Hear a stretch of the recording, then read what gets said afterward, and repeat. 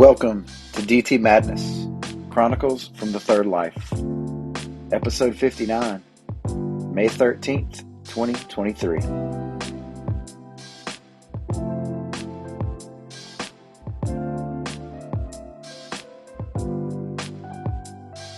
So glad you could make it. Happy Mother's Day to all who celebrate.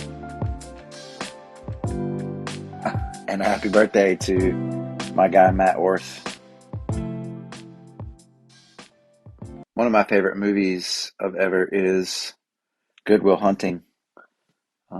It shows up in the top spot quite often of my favorites, but Will Hunting is this guy, and he's got some great intelligence and great mental gifts, and but a bad lot, whatever. And as he goes through his counseling session with Sean, played by Robin Williams, he at one point Sean asks him what he wants to do, what does he want to do, what does he want to be, and he just says, "I want to be a shepherd." And it makes the counselor mad because he realizes, and he calls him out. He says, you do all this other stuff, you got all these things to say, but when it comes to a simple question like what do you want to do, then you give me this ridiculous answer like being a shepherd. Anyway, I don't know if you've seen that, but I've been thinking about that some this week. And then I read some philosophy quotes. I've had this, I don't know, just this wrestling with identity, this wrestling with what do I want to be? Who am I? All those types of existential type questions. My friend Delaney talked about a quarter life crisis, and I told her that was pretty accurate. I think that tends to happen to me along the way too. Here we are in the third life after all.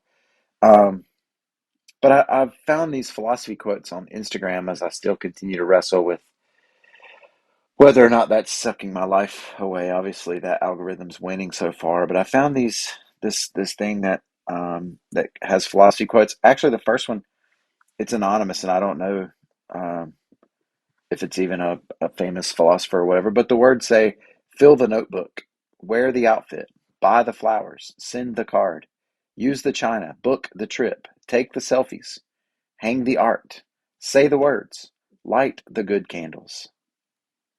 And that kind of sent me on a pretty good thought pattern over the last week. And then I read another one that says the only way to deal with an unfree world is to become so absolutely free that your very existence is an act of rebellion. And that one is by Albert Camus. Camus? I'm going to go with Camus. Camus. Also very related to Matt Orth, TRSH. Stay close to anything that makes you glad you are alive. Hafez had that one, and I don't know Hafez. Stay close to anything that makes you glad that you are alive. And so that kind of took me down the path of, all right, let's kind of stop wallowing as best we can in this self-pity type stuff, which, whatever. I'm not hating on it. I'm just saying, like, okay, I don't know who I am. I'm trying to figure this out. 45 years old, wrestling with identity. So let me stay close to the things that make me glad that I'm alive. And so I just made a quick list. What are some things that make me glad? Well, books are glad. Uh, books are glad. Books make me glad. And I've been reading, as you know, if you listen to the last uh, episode, a lot from like Oprah's book list and all this kind of stuff. And I started with Ann Napolitano. I've talked about that. Read her four works, and then I read Tomorrow and Tomorrow and Tomorrow, and then I read this one about the octopus. What was it called? Remarkably Bright Creatures, and that was really good. And then I just read this one called A Man Called Ove, which is adapted into the movie with Tom Hanks, A Man Called Otto, and it was just really fantastic. I mean, it's the best I've read of this recent kind of dive into reading. And now I have picked up The House in the Cerulean Sea by T.J. Klune on recommendation from my guy, Matthew Fraser, giver of The Token of Hope. And so I'm getting started into that one, and we're kind of picking up. It's a little bit of a different, how do you say, genre. Um, and it's a more of fantasy world, kind of Harry Potter like type stuff. And so anyway, it's starting to get going. But I've got a bunch of books in the queue, in the cart on Amazon, and I need to try to find a library so I can stop maybe spending all my money. But they make me glad. They make me glad that I'm alive. This does podcasting. I like to say that I write, and I do write, and I write for the podcast, and I keep it's somewhat of a journal, really, on my notes on the iPhone here.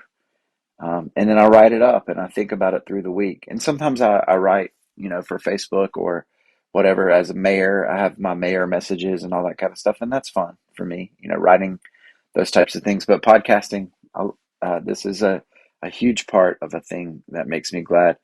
I'm glad about flowers.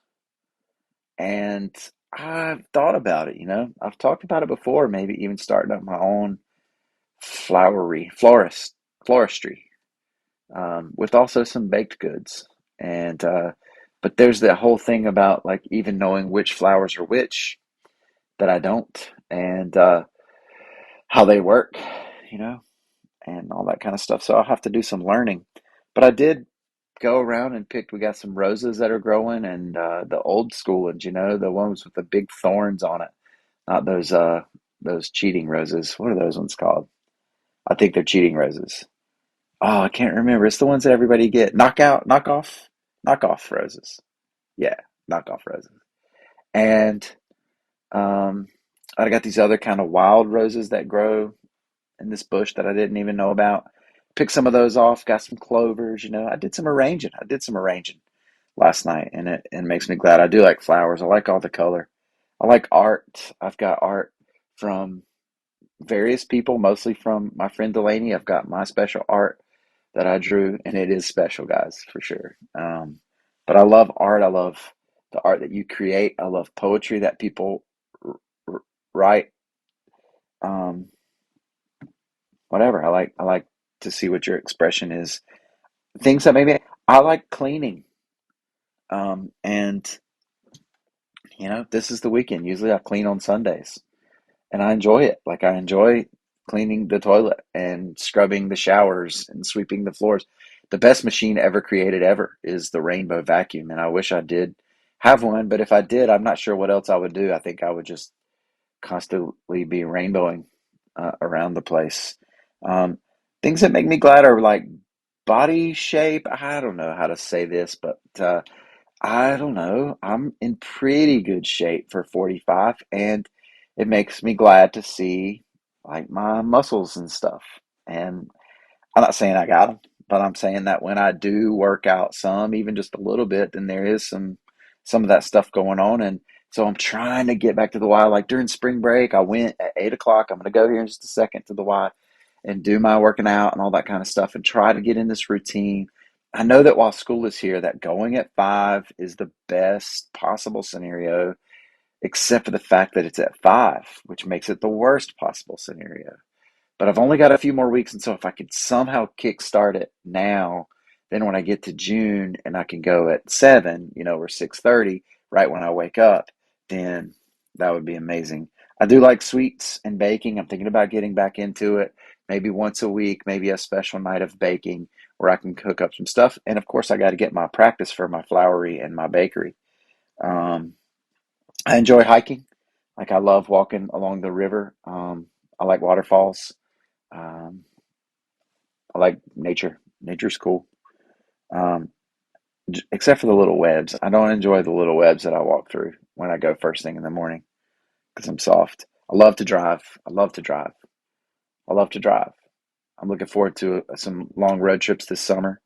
Although I am getting older now, and so like sitting in the car for hours and hours and hours at a time, I'm gonna have to come up with some support pillow systems or something like that.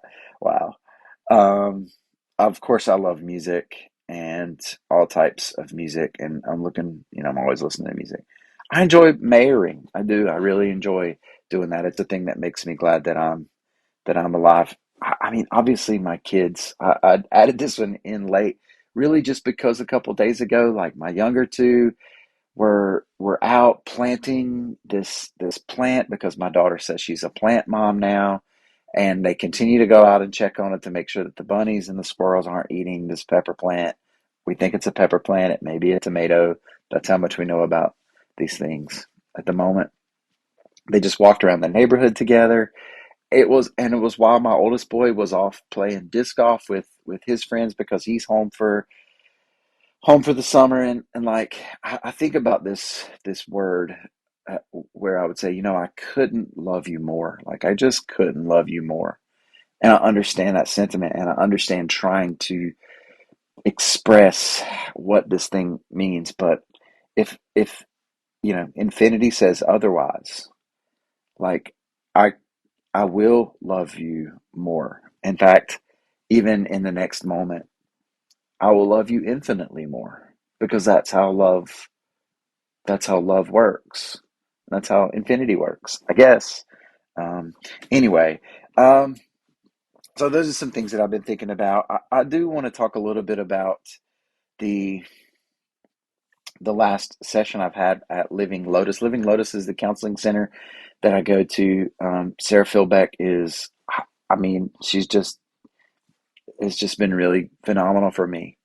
I mean, for a lot of people. And the way that I try to explain it, I tried to explain this kind of lostness in identity, this kind of not knowing who I was, this kind of and she used the term "you're grappling," and I like that. And what it turns out is that I'm grappling for freedom. I'm freedom grappling, and that's what I realize. Like that captures this feeling of feeling like I'm floating along. And then there was the rope, and Sarah at Lotus, she pulled me out with the rope. And I don't necessarily just mean that figuratively, although it is that too. But it was a real rope. She said, "Let's try something." Because I was there, I was engaged in a flashback. It's I've talked about this before. It's a sensory motor type of therapy where the things that I'm dealing with, where it's clenched fist, which is I think what it was, or I was grabbing onto the end of the table. I think that's what it was as we were talking about things. And she says, "Let's see what's going on there." And then, it's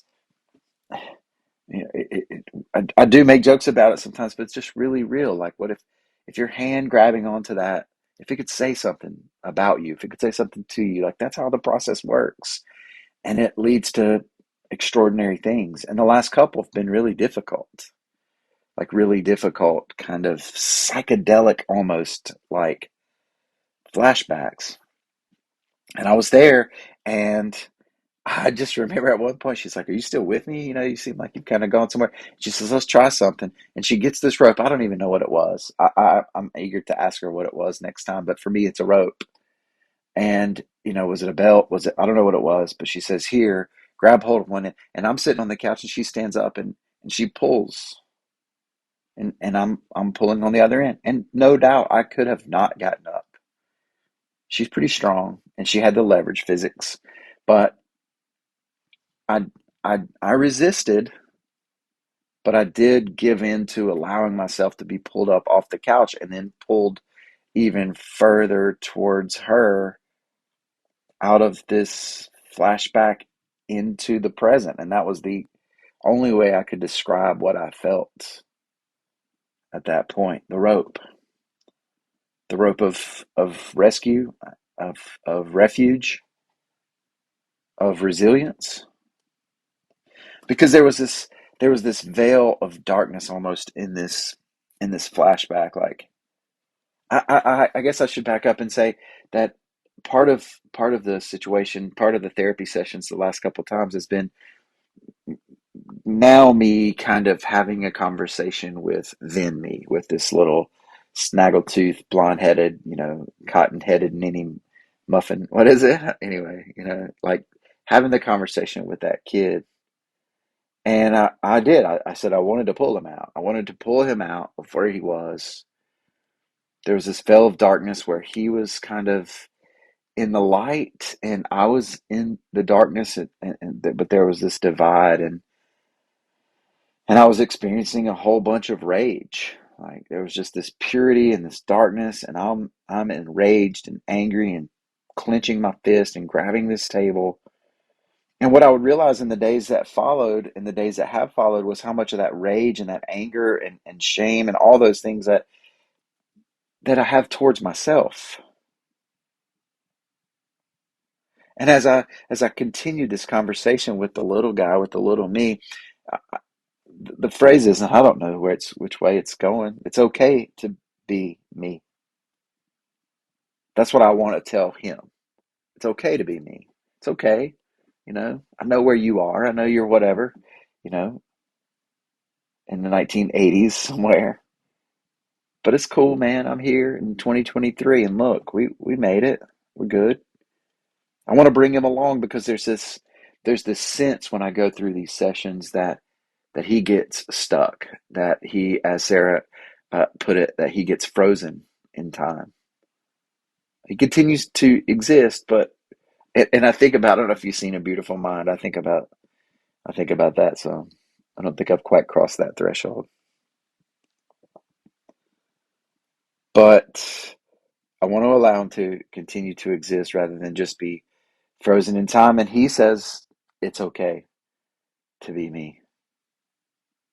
And I know that, like, I have this realization that to allow him to be free, to get unstuck, to get unfrozen, that I have to be me. I have to fuse these parts together to allow them to flow back together like water fully, that I have to be whole. It's only fair to him. I think about it in that way. It's only fair to a lot of people. Um, we'll come back to this idea, but first let's take a little bit of a halftime break here. Kind of a random halftime, a little bit. With a couple of different things that aren't related. Um, One of my favorite things to say to my youngest boy Isaac now is that I'm going to take him to the outskirts of town. And I read him the verse because I've read him the verse before, like Numbers or Leviticus or Deuteronomy. I forget where it is, but like if you have a rebellious son and he doesn't listen to the father and the mother, then you take him to the edge of town, you take him outside the camp, and you tell the elders what's going on, and then they stone him. And I don't know if I should laugh at that or not, but that's a thing. It's a joke between me and my son. Of course, probably not going to stone him, probably. Um, And I was Googling it the other day, like trying to remember where the verse was. And the Google search heading pops up and it's like 36, 30 36 verses about taking the rebellious son and stoning, or taking him to the outside of town. And we just had a huge laugh about that. Speaking of shame and anger and rage, I can't imagine where it comes from. Sorry, I don't mean to diss. But yeah, so anytime Isaac acts up or whatever, I'm like, all right, boy. I'm gonna take you to the edge of the camp here. Anyway, it's good if you need it. You should look it up. It's real, like it's real. It's in the Bible. Um, if y'all ever used the Paul Mitchell tea tree shampoo, because if you haven't, oh my God, like it's amazing. It's amazing, and it costs too much. Although anything costs too much now, like Fruit Loops cost like $12. Biden, um, everything's his fault, of course. Get you some Paul Mitchell tea tree just one time in your life. Just get it and just like as you lather up. I mean, that's what I do. I lather up my head and then I get it on my beard and then I get it all over. Like I just put it on my face and on my neck because you get that little tingle and I breathe it in real deep. Oh man, it's one of my smells. And I thought about adding best smells in here. Another best smell for me is gardenia flowers, but right now it's like, man, the my gardenia bushes aren't living. They're not doing well. So I cut the ones way back. And my one that's been here for, I don't know, it's been a lot of years. It maybe just be time for it to be dead. But I love gardenia flowers. I like the magnolia flowers too. They're blooming out. I always say when the magnolia flowers are blooming, that it's time to get married because those are always around. Um, Obviously this time, June 9th. We were watching a little bit of Castaway last night, and Castaway is another one of my top movies. I really do enjoy that one. Um, and it's right at the beginning when he gets on the island and he's having to figure out how to drink water and he's trying to drink coconuts. Um, and Sydney made the remark she'd rather be stranded on a freshwater island. And I mean, come on, you have to agree with that. It's kind of funny. The last thing for halftime and here is that I saw this meme that says if Back to the Future were made today, then he would have gone back to 1993. And I thought about that. And 30 years ago was 1993. And for you young bucks that are listening, whatever, I don't want to hear it. But for those of y'all who are around my age or a little bit younger, maybe 1993 was 30 years ago. And the movies like Jurassic Park, I never saw that one. I did see Rudy. And guess what else came out in 1993? Dazed and Confused. Oh my gosh. How many times have I seen that one? How many times do I still quote that movie? Matthew McConaughey. Wow. Um, The Sandlot came out. The songs, I'm sorry, but I just have to. Well, Beanie Babies came out during that time as well. But let me just read you the Billboard. I'm not going to read all 100 of them, but the Billboard year end 100 hot singles of 93. I Will Always Love You, Whitney Houston. Number two comes in with Won't, There It Is. UB40 is on there.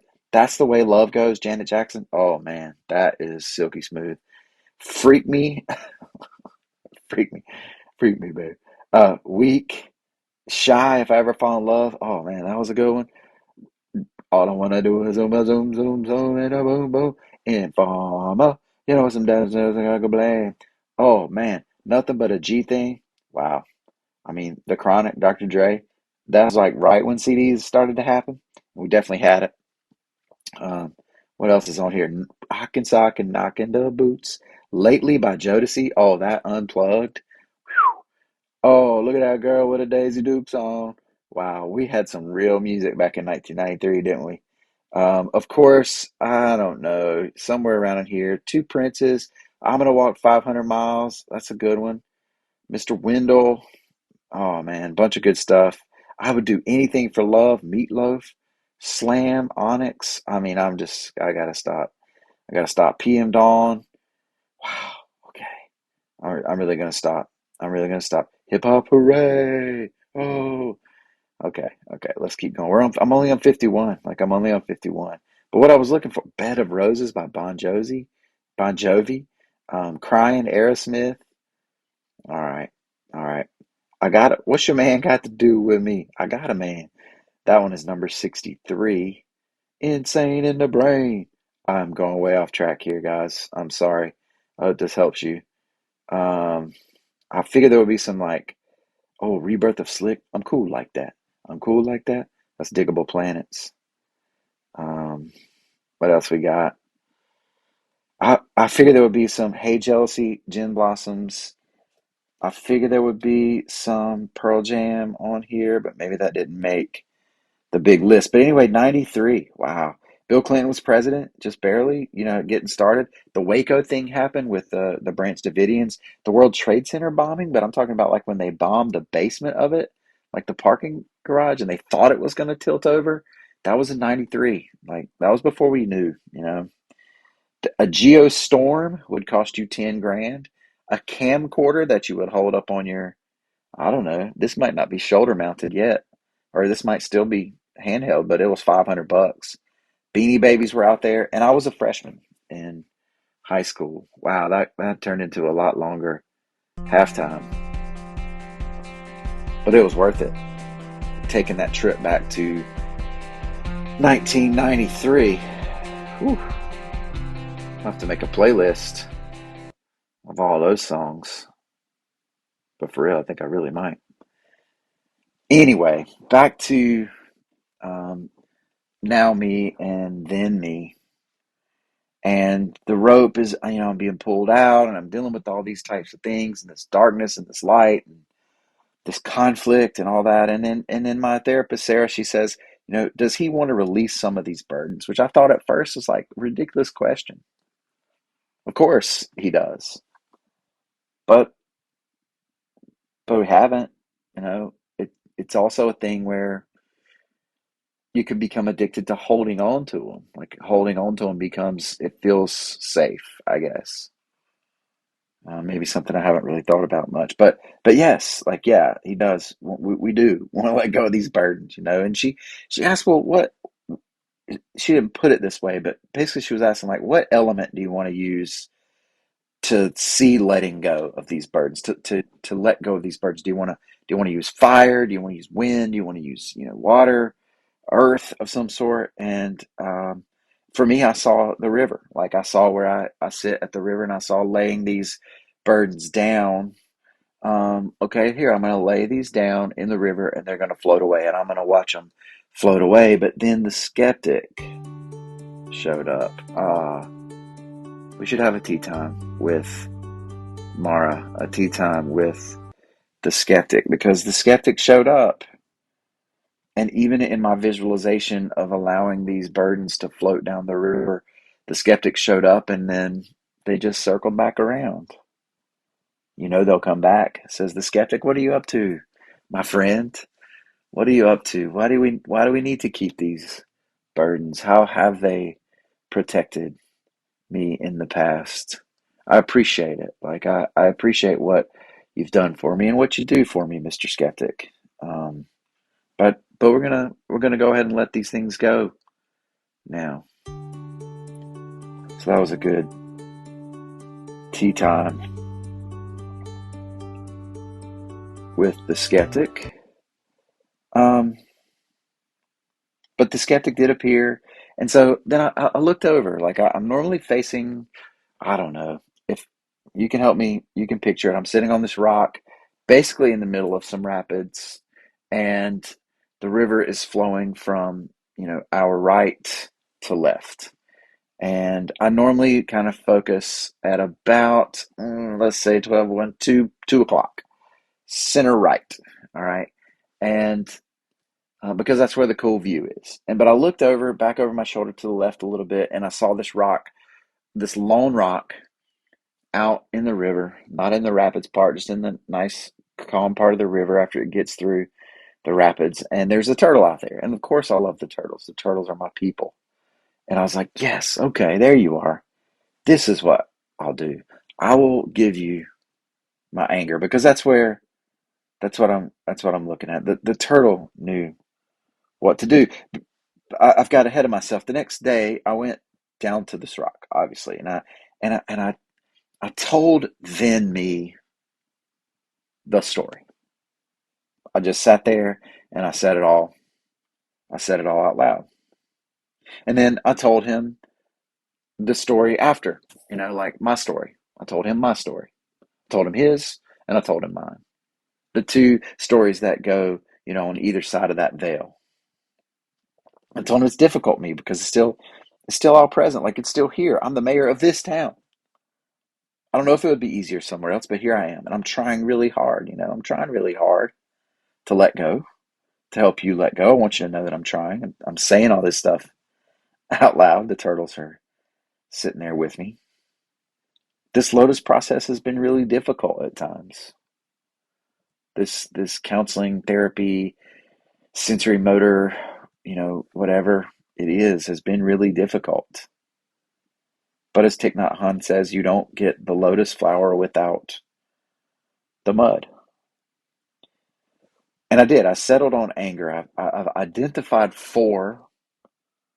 um, four items. I'll go ahead and lay them out. I had thought about it, but anger, my lonely, like a sense of loneliness, um, maybe isolation is that word, shame, and fear. And in those order, I kind of aim to let go of those things. And I settled on anger as the first burden to begin to lay down. And I'm sitting there on the rock, just searching for the reservoirs of anger.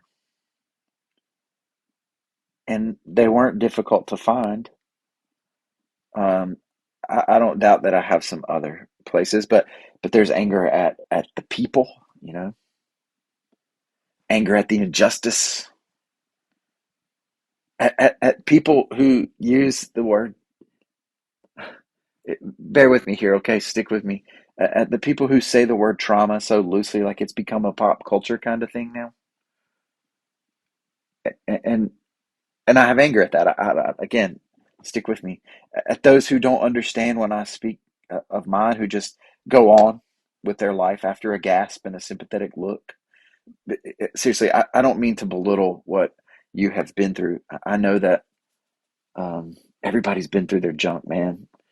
Everybody's been through their junk, and some people like way worse than me. Are there degrees of these things? That's my issue. Is that I should probably let go of that sentiment. That there's some type of sliding scale. I don't mean to belittle yours. I'm just stating what my reaction is. I'm just searching for these reservoirs of anger that I have. And honestly, like this process is really helping my capacity for empathy and sympathy to multiply. I have a lot of anger and no doubt a lot of anger hidden away, rage that is directed at other people and events and philosophies and so on. But what I guess came to discover more out in the open through this process on the rock, kind of post therapy session, unfolding and processing, is how much anger I have at myself. Like, I have a lot of anger at myself, a lot of rage directed towards me. And so that stuff's deep seated and those, that's just buried. It's deep. It's going to be tough to let go of, but this is the process. I have anger at drivers. I had drivers who, especially like if they're over the center line, and I don't think that's unfounded. Like I think it's fine to have anger at a driver who isn't driving well, who could cause harm to someone else. I'm not really talking about people who are going too slow. That's frustration, whatever. Like I'm not talking about that. I'm talking about when I have the rage boil up and I hit the horn.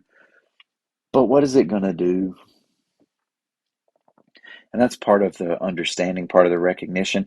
I have real anger towards students who are apathetic, who have such a sense of entitlement. But I do understand what these kids have been through over the last couple, like what their high school career has been marked by. I know what they've been conditioned into. I want to be able to, I want to shake them, I want to be able to tell them. And so I do have that type of anger. Anytime there's confrontation and heated discussions at like a council meeting or, something to that effect, like a tense moment at school or whatever, then anger is my default. My nervous system drives that train for the time being.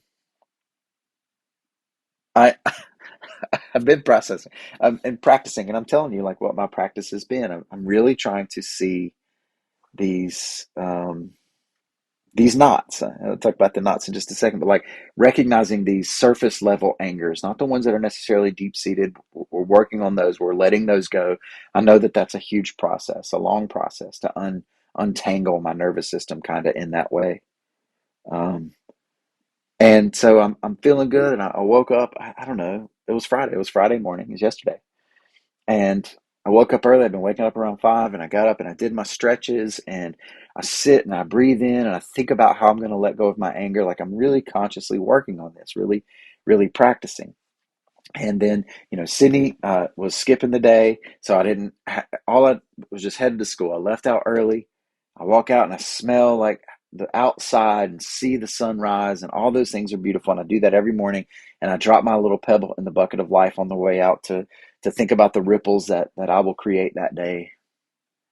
And there at the end of the driveway is the recycling can because it gets picked up on Friday mornings every other week. And there it is lying on the ground with a pizza box still in there. Not a Domino's delivery or whatever. I'm talking about like Tony's Pizza or something, whichever one we get, DiGiorno.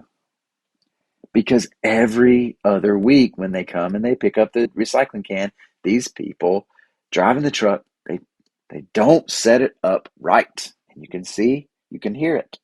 This causes me anger. And at this particular moment, I go out there, I've been breathing, I've been pondering, I've been processing and praying and all these things, like trying to let go of this anger. And I walk out and it hit me for a split second. And then I just had to laugh. I just had to laugh. It just, um, you know, so practicing letting go. But let's take it back to the river, to the rock, because as I was trying to decide how best to release my anger, as I said earlier, well, the turtle took my anger. Like, I was like, okay, the skeptic says I'm not going to just let it go into the river. It's gonna float back around. I tried to think about, okay, can I let it go up into the sun and it will burn up and all this kind of stuff. And so I look over and I see the turtle on this long rock, like across the river in the calm part, and I'm like, oh, Mr. Turtle, I know we've had conversations before. Would you mind um, allowing me to give you my anger? And I did that. I visualized that. I closed my eyes for a little bit or just turned back and looked the other way. I was going to turn back around to take a picture at the end so I could document this. I mean, like, I don't know, 30 seconds, 45 seconds later, I looked back over there and the turtle was gone. The turtle was gone. He took off. The turtle knew. The turtle knew about the skeptic. I don't know where that anger went. I don't know where that anger went because the turtle knew what to do. Appreciate you, turtle. So the thing I'm really trying to practice again, Thich Nhat Hanh, one of my daily readings in Your True Home, talked about untying knots, untying the knots quickly. When I get these knots of anger at drivers or at students or at, at whatever, at the recycling can, like I want to focus on untying those knots quickly. That's my practice. By noticing the anger, you know, by noticing, by recognizing what my nervous system is doing, and my emotions are following or perhaps happening at the same time. I want to respect that anger. Sometimes that anger is going to be justified and warranted and understandable, but either way, like I want to understand it and respect it. And I want to understand the whole situation, like the whole scene. And so by noticing, respecting, and understanding, then those knots will be easier to untie quickly. And then the knots below, I think, will be easier to access. As I meditate and pray, I seek to surrender. I've said surrender to the flow quite a bit. Obviously, it's a Fish lyric that I hold very closely. I seek to surrender my anger and my rage. And I make those motions with my hands, as I'm at the river. I seek to surrender the anger and the rage, and I seek forgiveness. I pray that I can forgive the others, forgive all the people that I have anger towards. And that includes forgiving myself. Maybe most importantly, forgiving myself.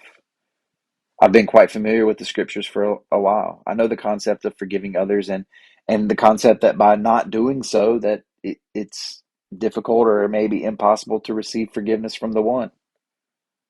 But I'd never thought about how important it is to forgive yourself. Like, you got to be able to forgive yourself in order to receive forgiveness.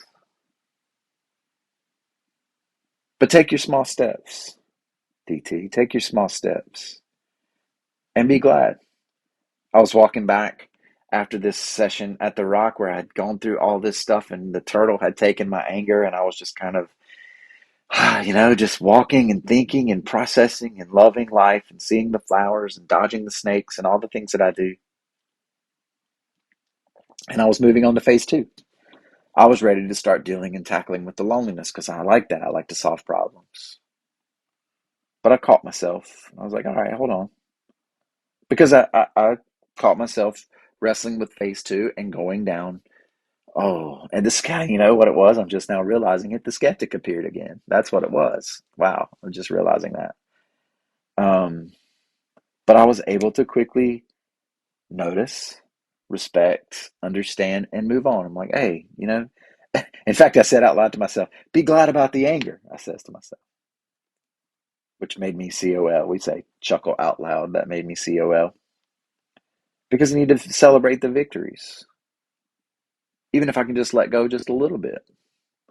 If I can just let go just a little bit of anger and rage and begin to let go of that, then I need to celebrate that. I need to be glad and rest, rest in that gladness and victory. Rest in that stage one. There'll be time. There'll be time to let go of the next thing. I saw some kids out the way and passed them by, this little girl and just waving, hey, like only little kids can do as you walk by and they kind of follow you with their eyes like, oh, another human being. Barely able to talk if anything, just that stage. So probably what, two, a little over two. And I wave at them. I love waving at the little kids and talking to them and seeing their eyes light up and all that kind of stuff. And I just realized, it's not totally difficult.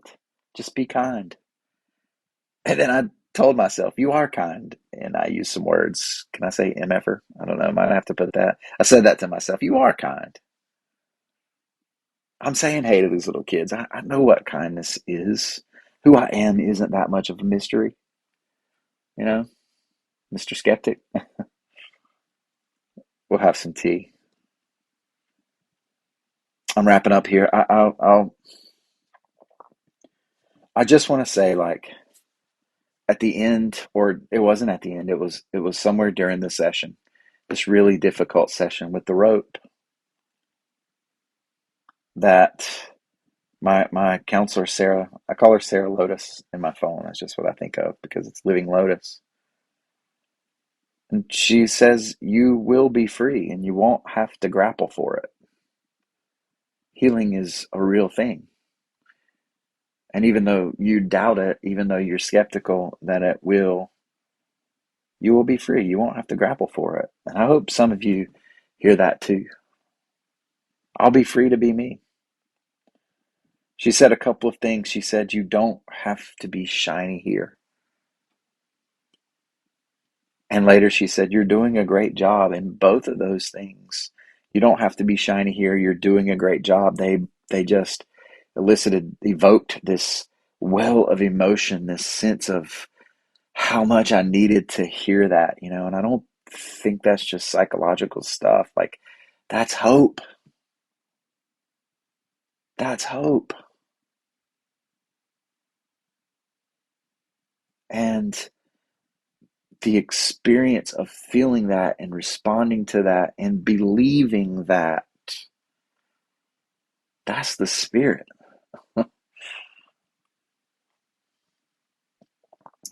I read A Man Called Ove, as I mentioned, and I mean, wow, it's just wow.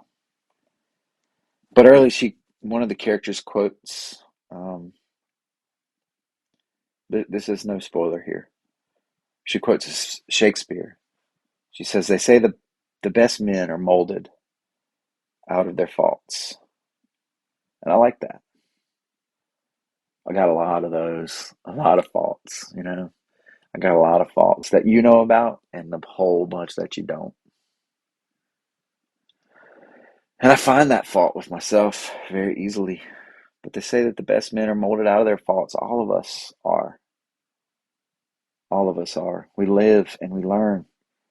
Maya Angelou says, you know, do the best you can until you know better. And when you know better, do better. Just that single ray of light. Just that single ray of light. Just that one little turtle that disappears unexpectedly. You know, just that single ray of light chases away a lot of shadows.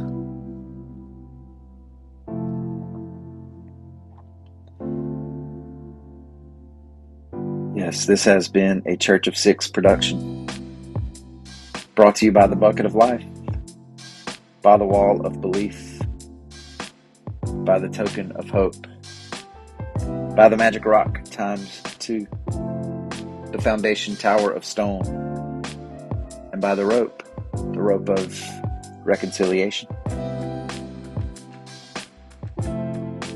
Nothing divine is desperate, y'all. May all your circumstances serve to awaken compassion and teach peace. Don't forget to believe, y'all, and be live. Peace, my friends.